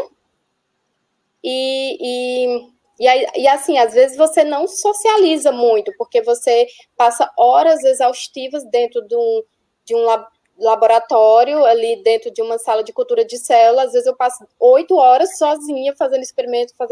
Então, isso às vezes me dá uma certa angústia, assim, porque a gente, como brasileiro, gosta dessa, digamos assim, compartilhamento, assim, de espaços, ter mais gente. Às vezes eu me sinto um pouco solitária, né, de estar fazendo tudo isso sempre tão sozinha. Então, assim, eu acho que essas foram as minhas barreiras, assim, desse perfil, né, de trabalho, de ambiente ser um pouco diferente. Pronto, ótimo. E o fato de vocês serem brasileiras? Vocês enfrentaram alguma questão de preconceito pelo fato de vocês serem brasileiras? Não, assim, eu não consegui ver, assim, nenhum tipo de preconceito, assim, porque eu acho que cada país tem seus próprios preconceitos, né? E aí, assim, dentro, pelo menos, da universidade, porque a universidade normalmente é um ambiente mais eclético, né? É um ambiente de... então, eu não consegui, assim, ver exatamente isso. Às vezes, a gente sofre um pouquinho, assim, com a história do accent, né? Do sotaque, né? Às vezes o pessoal fala assim, de onde é que você é? Esse sotaque um pouco forte, porque eu sou do Nordeste, não tem como meu sotaque não ser forte. Então, assim, mas não é como a Alice falou, o importante é ser compreendido, né? Então, acho que o brasileiro também, muitas vezes, tem aquele complexo de ter um inglês limpo como o inglês americano, e isso é um mito, né? Por exemplo, aqui, os asiáticos, eles têm bastante dificuldade, muito mais que os brasileiros, com a língua, né? Eles, às vezes, passam a vida toda e nunca perde o sotaque, é bem mais forte. Então, assim, você vai ver vários tipos de sotaques aqui, do mundo todo, e isso não incomoda ninguém, assim. O importante é que você consiga se comunicar, você consiga passar a informação que você precisa. Eu passei por uma situação já aqui, no local que eu trabalho, eu sou ferista, então eu vou para todas as enfermarias. E tem uma enfermaria que a gente trata muito pacientes que têm problema com o uso de substância, de drogas e álcool. Então, são pacientes com comportamentos bem difíceis de se lidar. E uma vez teve essa situação que um deles estavam discutindo, e ao intervir, um deles falou, né, go back to Colombia. Colômbia. Aí eu na hora, eu não sei porquê, mas as coisas em outra língua, elas lhe afetam de forma diferente. Eu não consegui nem ficar com raiva. E são pessoas com deficiência, então não sei, não consegui ficar com raiva. Aí eu disse, Colômbia, eu não sou da Colômbia, eu sou do Brasil, mas nesse momento eu acharia maravilhoso estar em alguma praia da Colômbia. Mas aí eu falei para a coordenadora, né, porque tudo aqui é muito... essas coisas não são toleradas, esses preconceitos vêm de minorias, e a gente tem que sempre ter certeza que vão continuar sendo minorias, essas pessoas assim. Então, eu falei para a coordenadora, e aí entrei em contato com o sindicato, e deixei registrado, não aconteceu nada, mas ficou o registro lá, e me perguntaram se eu precisava de algum apoio psicológico, que é algo que eu acho muito interessante, tem muito esse apoio aqui para você. Nesse momento da pandemia, sempre a gente está recebendo e-mail, se você precisar de algum apoio psicológico, de algum conselheiro, né, que é o counselor, eu acho bem interessante. Isso não, tá tudo bem, eu quero só deixar registrado, mas isso é algo raro de acontecer. E agora, nesse momento, também estou vendo alguns casos com os asiáticos, né? Como eu falei que tem muitos, mas é algo bem pontual, não é algo comum de se ver, né? Os imigrantes são vistos como algo necessário ao país, realmente. Aqui é um país feito de imigrantes. Exato. Como você mesmo disse, a questão da valorização profissional, do respeito, né, pelo profissional enfermeiro. E isso é muito gratificante para nós que somos enfermeiros, perceber que realmente isso existe, né, que realmente nós somos reconhecidos pelo nosso trabalho, pelo nosso valor. Certo? Assim, colocar uma questão diretamente relacionada para a doutora Alice, que é a questão... Se você orienta a questão do processo de validação com alguma empresa, ou mesmo fazer sozinho, se você, um aluno que se forma, queira passar por todo esse processo, se você orienta que ele procure uma empresa, ou se ele consegue fazer tudo isso sozinho. Olha, muito boa pergunta, porque hoje em dia tem muitas empresas fazendo esses processos, né? Quando a gente começou a pesquisar, eu nem sabia que existia esse suporte. E a gente começou a pesquisar por conta própria, lendo, dá para fazer tudo, absolutamente tudo, sozinho. E nisso você ainda economiza um bom dinheiro. Mas dá trabalho. Eu estudava para esse processo como quem estuda para um concurso. Meus finais de semana era lendo, porque era algo que eu gostava, né? Era algo que realmente achava interessante, gostava. Então, tem que ler muito, tá tudo na página do governo. E aí, depois que eu vim saber das empresas, qual o problema das empresas? Validar a licença, como vocês viram, não é fácil. Então, e são duas coisas completamente diferentes, a validação e a imigração. E não existe um jeito certo, esse é o jeito certo. Cada pessoa, ela sabe das suas limitações e ela tem o seu plano. Então, o que muitas empresas orientam é você não vir validar de cara, você vir fazer um college, aí com o college, a maioria dos brasileiros aqui, eles vêm em casal, um estudando com tempo integral, o cônjuge, ele consegue o visto de trabalho, full time. E aí aquela pessoa vai trabalhar e consegue manter a casa, enquanto a outra estuda. Esses colleges, eles são em média de 2 anos, e você vai gastar uns $20 mil. A maioria desses colleges, eles são níveis tecnólogos, RH, marketing, administração, são áreas que dá para você trabalhar mesmo sem ter aquele college. E às vezes são pessoas que vêm que já têm aquela, ou até mais, tem uma graduação em administração, e aqui vai fazer um college. Então, ao final, pode ser que seja um dinheiro que ele serviu para você imigrar, que aí, ao final, você pode, existir um caminho que você pode aplicar para a imigração e conseguir. Se você quiser para esse caminho, depois disso, você ainda vai ter que aplicar para a validação, que é mais tempo, mais dinheiro, e então depende o que você quer. Você quer mudar de área? Você quer continuar na enfermagem? Eu, particularmente, eu achei interessante vir logo para já fazer a validação de enfermagem, porque é o que eu queria, eu não queria mudar de área, depois de muito estudar, procurei outros cursos, né, costumo dizer que eu estou escolhendo a enfermagem pela segunda vez na vida, que você tem a opção de mudar de área, muita gente muda, vai para TI, mas realmente eu queria continuar na enfermagem, não me arrependo, está sendo uma experiência muito, muito bacana, mas você tem que ter esse cuidado com as empresas, porque elas podem te induzir a contratar um college que ela tenha parceria com aquele college, e aí ela ganha percentual quando você fecha com aquele college, sendo que é um curso que não vai lhe ajudar em nada na validação. Então, tem que ter esse cuidado. Pronto, tem até um aluno que colocou, perguntando a questão, uma noção de quanto custou todo esse processo. Como você falou aí, a questão do college, mais ou menos $20 mil, né? Então, é mais ou menos por esse patamar, né? Que é a questão do valor mesmo desse processo de validação, de tudo que você precisa para estar aí, né? Assim? Isso, pode variar, dependendo, como eu disse, de quais cursos eles vão indicar para você fazer, né? Se eles lhe indicarem mais cursos, mais estágio, esse valor ele pode aumentar. Eu vim fazer um college, mas o college que eu vim fazer, ele não dava direito a imigrar.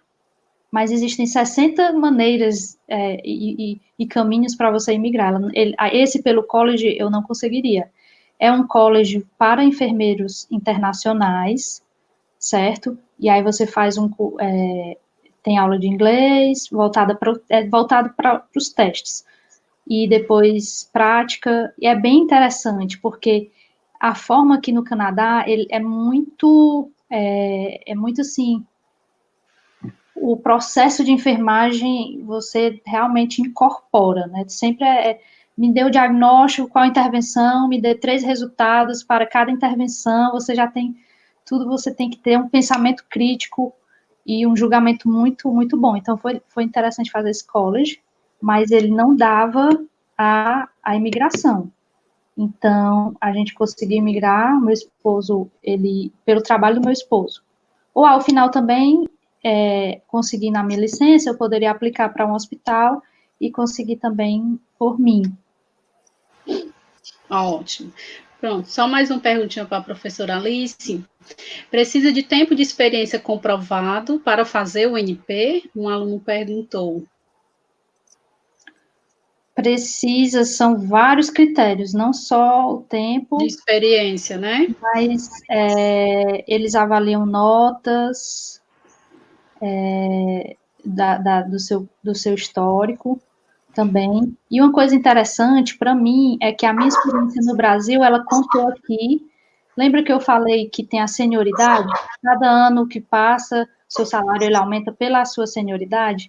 Eu tinha 7 anos de experiência no Brasil e esse tempo contou aqui para o meu salário. Então, eu comecei como se já tivesse 7 anos de experiência. Mas para o NP, ele tem a questão da experiência dentre vários outros critérios. Pronto, para a professora Camila. Professora Camila, no caso, o seu visto é de pesquisadora, né? Assim, você está aí como pesquisadora. Aí o seu visto é de quanto tempo? Quanto é o tempo que durar a pesquisa? Uhum. Que você já falou que você até já prolongou, né? Exato. Quando eu vim para cá, que eu vim com financiamento do governo brasileiro, o meu visto é o J1, que ele é um visto, na verdade, de estudante. E aí, o visto de estudante, o J1, ele pode ser prorrogado por até 5 anos. Então, quando a universidade decidiu me contratar, ela tinha 2 opções. Ou ela mudava o perfil do meu visto para o F1, que é o visto de trabalho, ou ela poderia, como ela é uma universidade, ela acaba podendo, apesar a maioria do pessoal que faz o pós-doutorado aqui tem visto de trabalho, mas como a faculdade tem essa flexibilidade de tanto usar o visto de trabalho como visto de estudante, e o visto de estudante normalmente é mais barato para a universidade pagar do que o visto de trabalho, eles preferiram ampliar o meu visto por mais 1 ano. Então, por exemplo, se eu posso ficar até 5 anos aqui com esse J1, mas o J1, ele só tem validade máxima de 5 anos. Quando passar 5 anos, se, por exemplo, eu decidir ficar mais, ou a universidade muda o status do meu visto para F1, ou outro tipo de visto, mas normalmente o visto que ela muda é o F1. E daí, quando você está com visto F1 por algum tempo, você pode aplicar para o Green Card, né? Que aí você ganha uma estabilidade, né, em relação a esse teu visto. Então, é uma trajetória, né? Quanto mais tempo você vai passando no país, eles vão vendo que você vai pagando imposto, você tem um emprego estável, você vai contribuindo, eles vão te dando essa possibilidade de aplicar para o Green Card, e uma vez que você tem o Green Card, você passa a ter estabilidade, né? Não precisa ficar renovando, porque o J1 ele é renovado anualmente, então todo ano eu tenho que renovar, né? O que acaba sendo um pouco gerando assim algum probleminha, alguma dor de cabeça.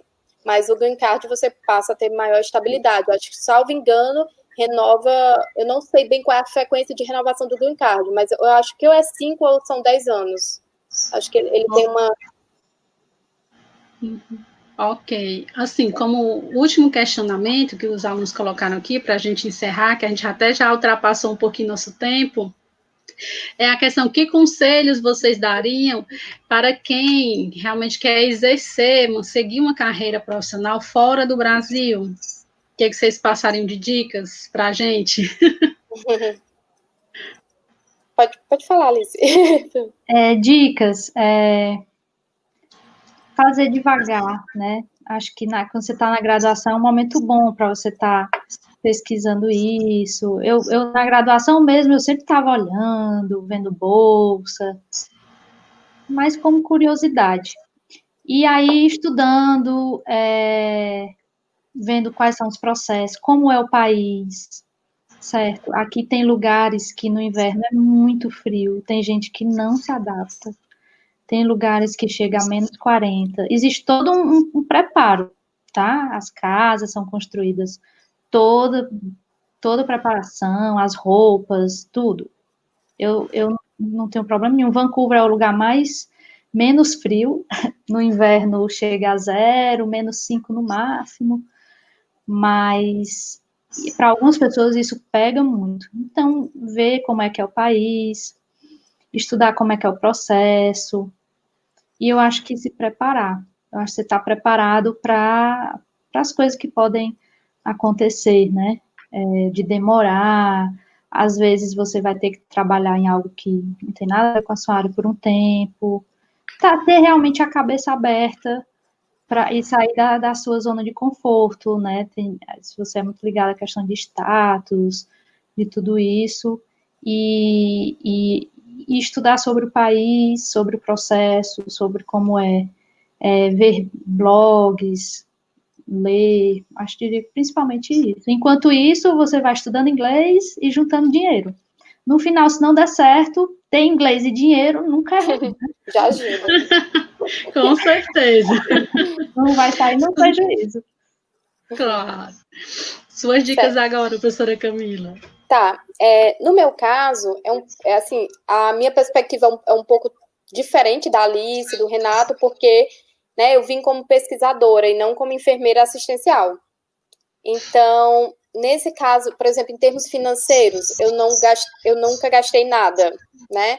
porque quando eu vim para cá, eu já vim com a bolsa do governo brasileiro, que era o suficiente para eu me manter aqui, e depois eu fui promovida e comecei a ganhar o salário pela universidade, e aí eu não tive que aplicar para um processo de, né, no caso de validação, alguma coisa desse tipo, porque para a carreira de pesquisador, o nosso doutorado no Brasil, ele é válido.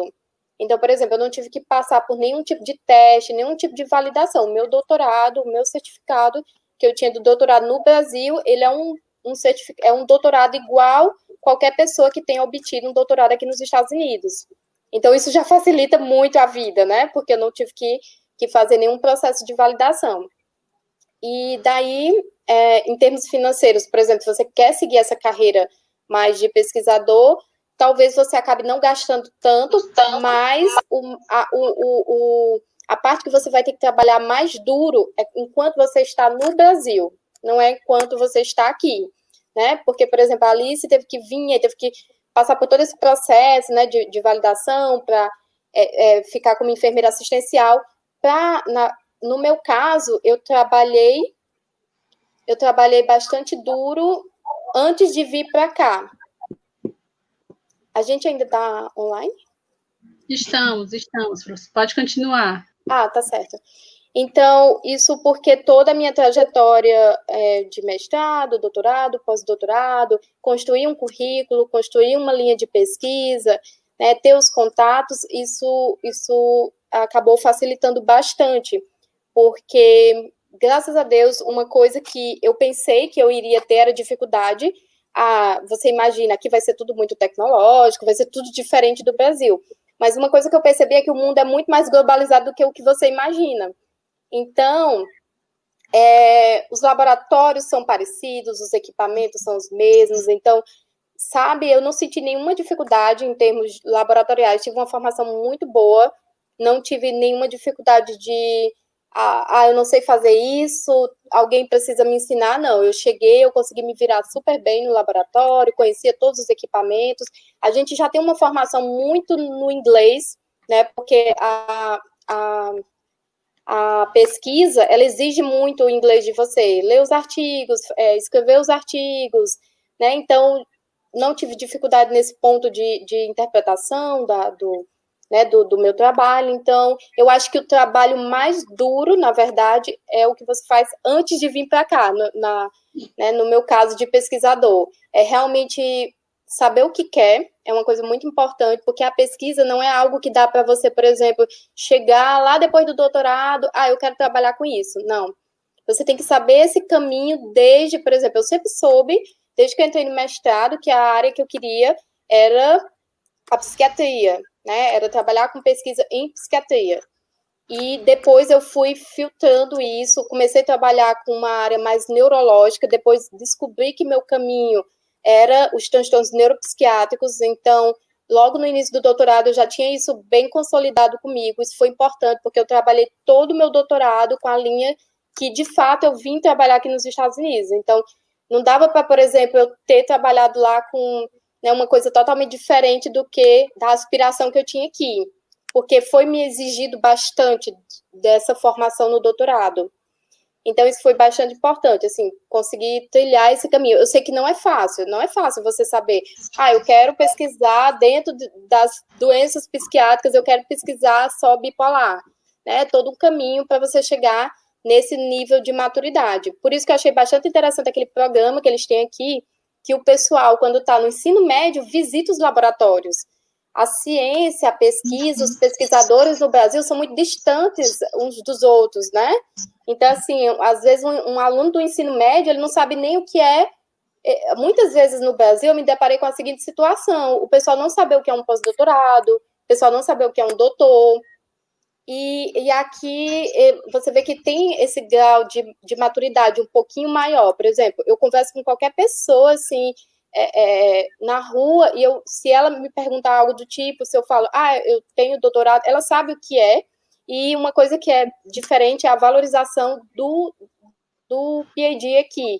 É muito grande também, né? O pessoal tem um respeito enorme pelo título, né, eu me senti mais PhD aqui do que no Brasil, falando sinceramente, porque aqui o pessoal realmente valoriza muito, muito o título.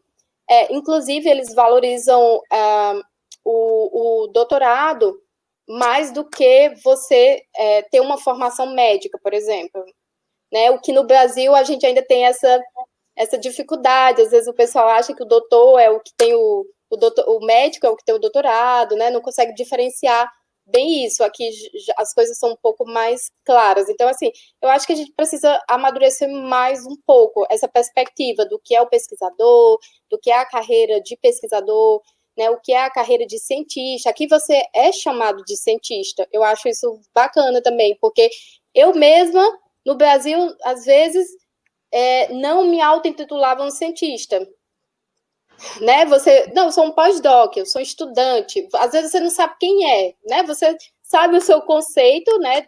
O que você está fazendo ali é ciência, que você é um cientista, mas você, às vezes, sabe, você não tem, assim, a segurança de dizer a palavra para as pessoas, de dizer assim, eu sou um cientista.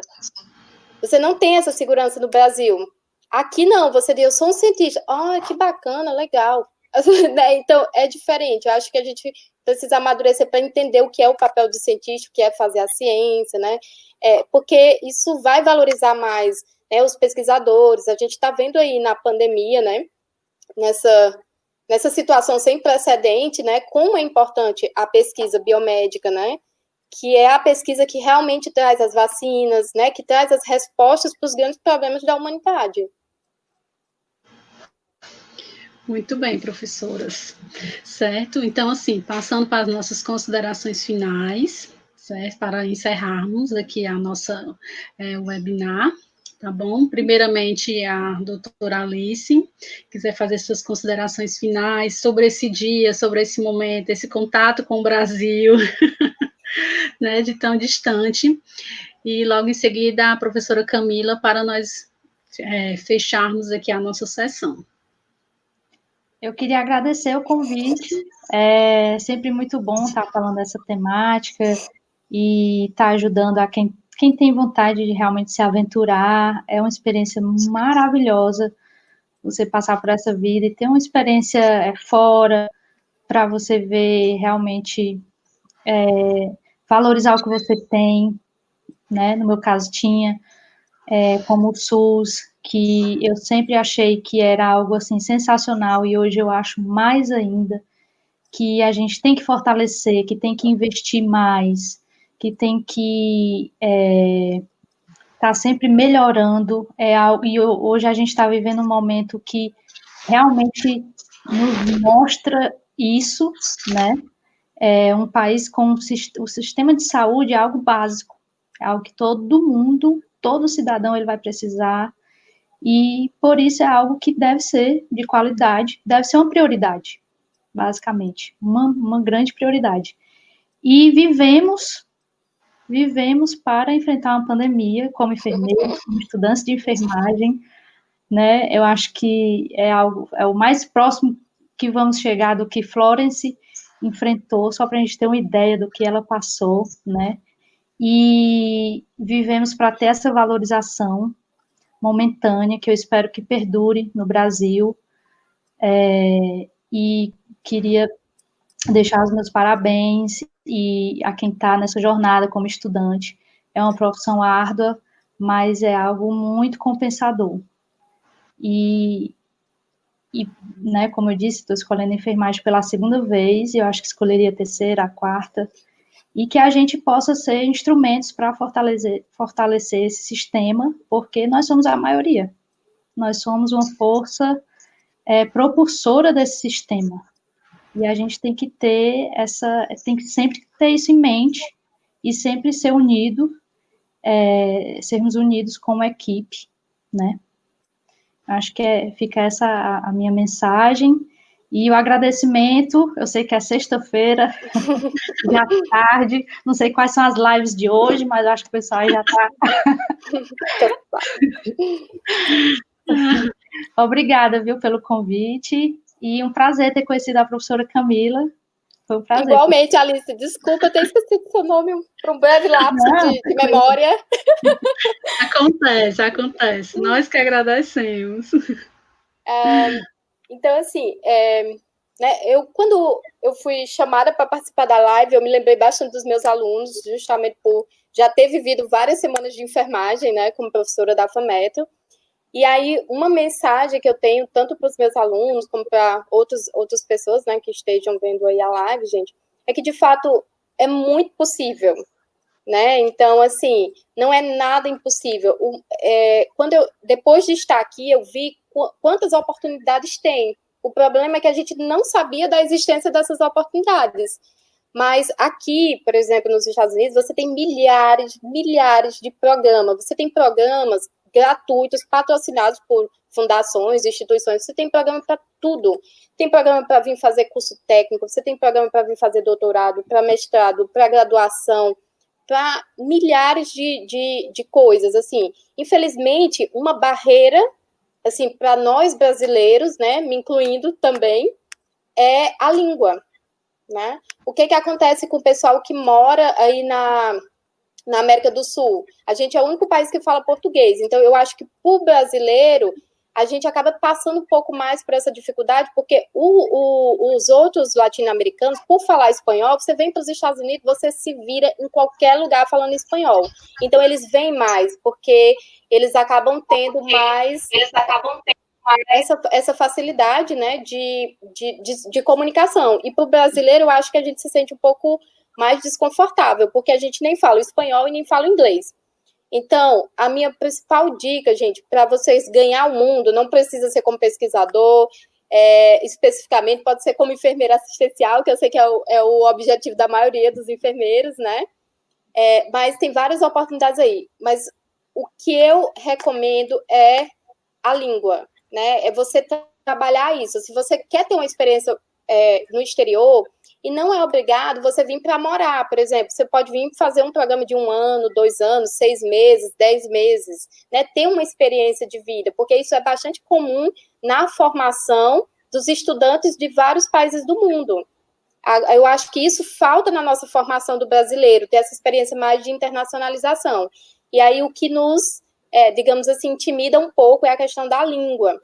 Então, a gente tem um pouco de deficiência de aprender essa língua um pouco mais cedo. Então, o que eu sugiro é, de fato, estudar. Hoje, o YouTube, com a internet, você aprende muito mais fácil do que há anos atrás, porque as ferramentas são maravilhosas para aprender inglês hoje. Você tem o Netflix para assistir filme com legenda, sem legenda, né? Então, assim, existem várias ferramentas. Hoje, você não precisa pagar um curso super caro, né, para você aprender inglês. Você aprende sozinho, estudando com essas ferramentas que estão aí disponíveis. Uma vez que você domine a língua, né, o céu é o limite. Você se inscreve para o que você quiser. Você pode ser enfermeiro aqui nos Estados Unidos, no Canadá, na Europa, você pode ser pesquisador, você pode vir fazer programas de intercâmbio cultural. Realmente você tem mais oportunidades. E queria agradecer bastante aí pela FAMETRO, é sempre uma honra e um prazer, né, fazer qualquer coisa que envolva a FAMETRO, minha casa, né, de graduação, de docência, e estou super com saudade aí dos meus alunos, da FAMETRO, dos professores, meus colegas de trabalho, e tenho só a agradecer por estar aqui hoje, né, contribuindo um pouquinho, participando, e, no mais, estou à disposição dos alunos para perguntas, né, para o que vocês precisarem. Pronto, então, assim, em nome da comissão organizadora da 15ª Semana de Enfermagem, só tenho a agradecer, certo? A professora Line Carla, que se eu não falar, ela vai brigar comigo, porque ela está dizendo, professora Bastida, diz a elas que tem muitos professores acompanhando a live. Elas são inspirações para nós, docentes, também, não só para os alunos. Um abraço. Abraço, Line. Vou estar no sábado, na outra... Tem um fã-clube aqui na FAMETRO, ele aguardando, viu? Adoro. Até para você vir se aglomerar com eles aqui, viu? Depois eu vou me aglomerar, porque eu estou precisando de calor humano. certo? Então, assim, mais uma vez, né, a nossa gratidão por vocês trazerem essas trajetórias altamente inspiradoras, tanto para professores quanto para os alunos também, né, e sabermos que realmente é possível, não é fácil, existem muitas pedras pelo caminho, mas que é algo que ele pode se tornar possível, basta você querer. Tá certo? E assim, para encerrar, eu quero destacar uma frase de uma aluna, que foi até a Lena, do Polo de Maracanã, que colocou, que eu acho que simboliza bem esse nosso evento, esse nosso encontro, que ela colocou assim: eu sempre falo que quem faz a nossa história somos nós mesmos. Né? Então, assim, basta você querer, basta você acreditar e basta você correr atrás do seu sonho. Tá bom? Então, com essas palavras, agradeço mais uma vez a participação de vocês, assim também como do professor Renato, que estava aqui conosco até pouco tempo, e dizer que estamos à disposição para o que precisarem também de nós. Tá bom? Pois um forte abraço, fiquem com Deus, e avisando para os participantes e convidando vocês também, amanhã nós também teremos mais eventos, tá certo? E um grande abraço para todo mundo.